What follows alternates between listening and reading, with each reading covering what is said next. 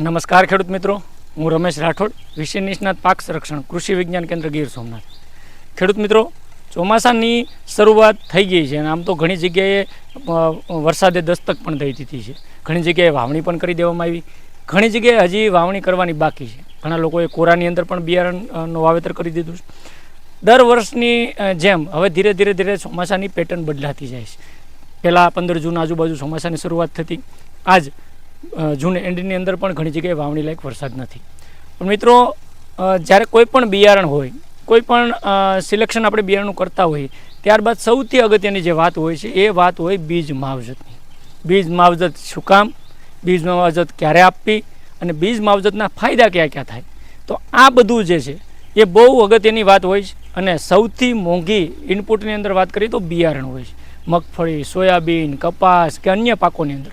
પણ ચોમાસાની અંદર આપણે જે બે અગત્યના પાકો વાવી છીએ, મગફળી અને સોયાબીન, એની અંદર બીજ માવજતનું ખૂબ જ મહત્ત્વ છે.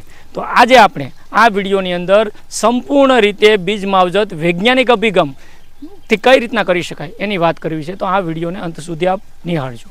મિત્રો, જે મિત્રોએ હજી પણ આ યુટ્યુબ ચેનલ મારી સબસ્ક્રાઈબ ન કરી હોય એને ખાસ વિનંતી છે કે આપ કૃષિ માહિતી રમેશ રાઠોડની આ ચેનલ જે છે એ સબસ્ક્રાઈબ કરી લેજો. સબસ્ક્રાઈબના બટન ઉપર ક્લિક કરજો. ત્યારબાદ આપણને એક ઘંટડીનું બટન આવશે, એના ઉપર દબાવીને ઓલ, એટલે કે આપણને દરેક જે મારા નવા વિડીયો છે આપણા સુધી પહોંચે એના માટે આપ ઓલ દબાવી દેજો. તો મિત્રો, ખાસ કરીને બીજ માવજતની જ્યારે પણ વાત આવે તો બીજ માવજત શું કામ આપવી જોઈએ? જે પણ બિયારણ છે આપણું, એ બિયારણને બીજ માવજત આપવાથી બિયારણમાં જે રોગકારકો છે, ખાસ કરીને રોગ ફેલાવનારા જે પણ સૂક્ષ્મ જીવાણુઓ છે એનો નાશ કરવા માટે બીજ માવજત આપવામાં આવે છે.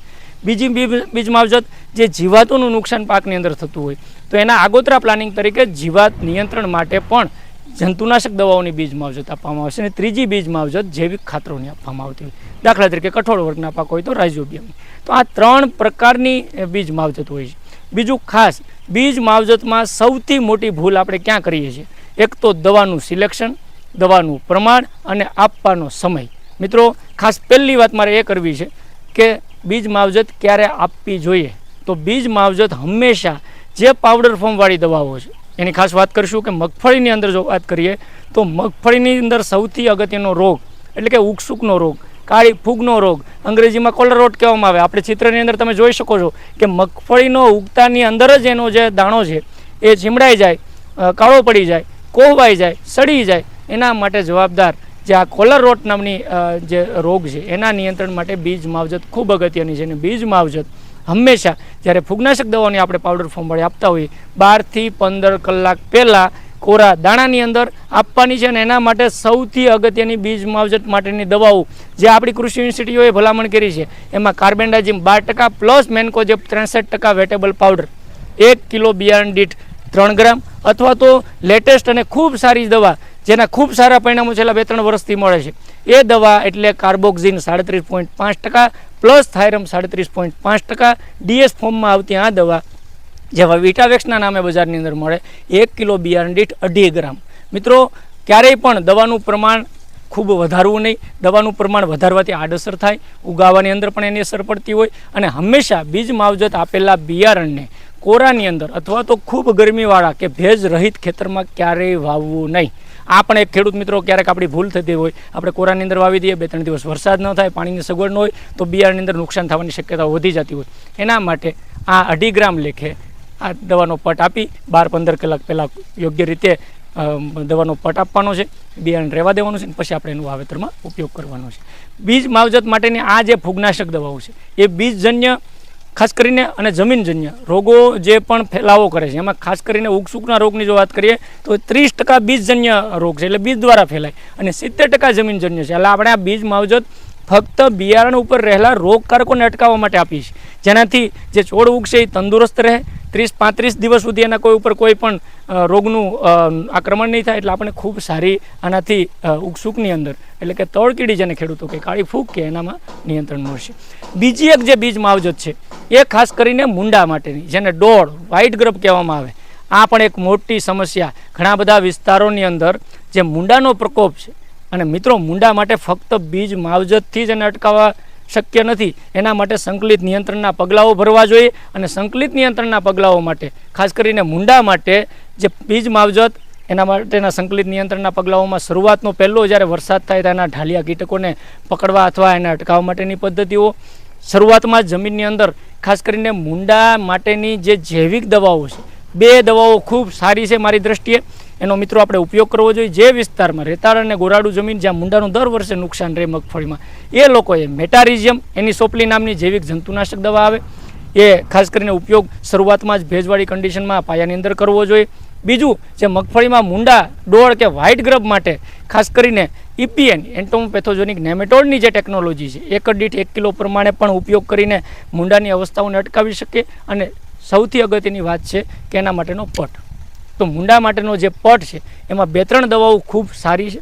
આપણી યુનિવર્સિટીઓ દ્વારા વર્ષોથી જે ભલામણ છે એના પણ ખૂબ સારા પરિણામો છે. એમાં ક્લોરોપાયરીફોસ 20% EC અથવા તો ક્વિનાલફોસ 25% EC 1 કિલો દાણા દીઠ 20 ml પ્રમાણે પટ આપવાનો છે. પણ કાળજી એ લેવાની છે, ફૂગનાશક દવાનો આપણે અગાઉ વાત કરી હતી, પાવડર ફોર્મવાળી દવાનો પટ આપણે જે આપીએ છીએ એ 12-15 કલાક પહેલાં આપીએ છીએ. અને જ્યારે આ મૂંડા માટેની જે પ્રવાહીરૂપ દવાઓ આપીએ એ વાવેતરના 2-3 કલાક પહેલાં પટ આપી, મેં કીધું એમ ક્લોરો અથવા ક્વિનાલફોસ 20 ml દવા 1 કિલોગ્રામ દાણામાં આપી એને સૂકવી સાઈડે અને એનામાંથી ભેજ ઉડી જાય ત્યારબાદ 2-3 કલાક પછી વાવેતરમાં એનો ઉપયોગ કરવો જોઈએ. બીજી એક અગત્યની મૂંડા માટેની ખૂબ સારી દવા છે થાયોમિથોક્ઝામ 30% FS. આ જે સોલ્યુશન છે એ 1 કિલો દાણાની અંદર 5 ml લેખે આપણે પટ આપવાનો છે અને 5 ml દવા લેવાની છે અને 10 ml પાણી ભેળવી અને 1 કિલો દાણા દીઠ પટ આપી સાઈડે સૂકવી દેવાનું છે. એનાથી પણ આપણે મોટો જે મૂંડા છે એની અમે 30-35 દિવસ સુધી શરૂઆતના આ દવાની અસરને લીધે મૂંડા આપણા ખેતરમાં નહીં લાગે. ત્રીજી જે દવા છે એ ખૂબ સારી, ફિપ્રોનિલ 40% પ્લસ ઇમિડાક્લોપિડ 40%. ખાસ કરીને આ જે દવા છે એ 20 કિલો મગફળીના દાણા દીઠ એટલે કે 1 મણ દાણામાં 40 ગ્રામ દવા લેવાની છે. આજે ઇમિડા પ્લસ ફિપ્રોનિલ અને એમાં 150 ml પાણી નાખવાનું. એટલે 40 ગ્રામ દવા 150 ml પાણી આનું દ્રાવણ બનાવી અને પંપથી જે આપ વિડીયોની અંદર જોવો છો એ પ્રમાણે ઉપર છંટકાવ કરી અને સારી રીતે એનો પટ લાગી જાય એ રીતના પટ મારી અને 2-3 કલાક એને સૂકવી સાઈડે અને પછી એનો વાવેતરમાં ઉપયોગ કરશું તો મને લાગે ખૂબ સારા નિયંત્રણો વ્હાઇટ ગ્રબ એટલે કે મૂંડા માટે પણ મળશે. તો મિત્રો, આ જે બંને માટે ખાસ કરીને ફૂગજન્ય રોગો માટે અને જીવાત માટે એટલે કે મૂંડા માટે આ જે પટ છે એ ખૂબ મહત્ત્વનું છે. એટલા માટે મેં કીધું કે પટ ક્યારે આપવો, તો ફૂગનાશક દવાઓ પાવડર ફોર્મવાળી 12 કલાક પહેલાં, 1 દિવસ પહેલાં આપવો જોઈએ. બીજું, કેટલું પ્રમાણ રાખવું જોઈએ. દરેક દવાના પ્રમાણ ફિક્સ છે, તો એ દવાનું પ્રમાણ આપણી જે ભલામણ છે એ પ્રમાણે દવાનું પ્રમાણ રાખીને વાવેતર કરવું જોઈએ. અને ત્રીજું, જમીનમાં હંમેશા ભેજ હોય ત્યારે જ વાવેતર કરશું, નહીંતર ઘણી વખત કોરામાં આ દવાઓના પટ આપીને વાવેતર કરવાથી પણ નુકસાન થવાની શક્યતાઓ ખૂબ વધી જશે. તો મિત્રો, આ ખાસ કરીને દવાઓ છે એનો મને લાગે પટ અને એ દવાઓનો ઉપયોગ કરવાથી બિયારણ સારું, તંદુરસ્ત, જેમ બાળકને પોલિયોના ટીપા પાવામાં આવે એમાં બિયારણની ઉપર જે આ કવર ચડાવવામાં આવે છે એટલે કે એને પટ આપવામાં આવે છે, એ પટ આપવાથી આપણે ખૂબ મોટો ફાયદો થશે અને આપણું બિયારણ તંદુરસ્ત ઉગશે. છોડ તંદુરસ્ત રહે, એના ઉપર રોગ અને જીવાતનું આક્રમણ નહીં થાય અને લાંબા ગાળે આપણને સારું અને નફાકારક ઉત્પાદન પણ મળશે. મિત્રો, વધારે માહિતી માટે મારા નંબર નીચે આપેલા છે. આપને કોઈ પ્રશ્ન હોય તો કોમેન્ટ બોક્સની અંદર જણાવજો અથવા વોટ્સએપ નંબર ઉપર આપ કોલ કરીને પણ માહિતી મેળવી શકશો. મને આશા છે કે આ વિડીયોની અંદર આપવામાં આવેલી દરેક માહિતી આપણી કૃષિ યુનિવર્સિટીઓ દ્વારા સંશોધન આધારિત ભલામણો દ્વારા જે પણ સિદ્ધ થયેલી વસ્તુઓ છે એ જ મેં તમને કીધી છે. માર્કેટની અંદર ઘણી વખત ભ્રામક પ્રચાર થતો હોય, ઘણી પ્રોડક્ટો લઈને લોકો સોશિયલ મીડિયાના માધ્યમથી પ્રચાર કરતા હોય, પરંતુ દરેક ખેડૂત મિત્રોને મારી આ માધ્યમથી વિનંતી છે કે આપ એવી કોઈ નવી વસ્તુ આપના ધ્યાનમાં આવે તો અડધા વીઘા, પા વીઘામાં અખતરો કરી એના પરિણામો ચકાસી અને પછી જ મોટા વિસ્તારની અંદર આપ અખતરો કરજો. નહીંતર ઘણી વખત પ્રશ્નો એ આવે છે કે આપણે મોટા વિસ્તારમાં વાવેતર કરીએ, મોટા વિસ્તારમાં દવાઓનો પટ આપીએ, દવાઓ ઉપયોગ કરીએ, પરિણામ મળતું નથી. તો એના માટે આ જે સંશોધનોના વર્ષોના આધારે તારણો નીકળ્યા છે એ પ્રમાણે આપ પટ આપી અને આપણા બિયારણને સુરક્ષિત અને પોલિયોનું જેમ રસીકરણ કરીએ એમ રસીકરણ પટરૂપી કરશો તો મને લાગે ખૂબ ફાયદો થશે. મિત્રો, આપણે આ વિડીયોને આખો નિહાળ્યો એ બદલ આપનો ખૂબ ખૂબ આભાર. ધન્યવાદ. Thank you.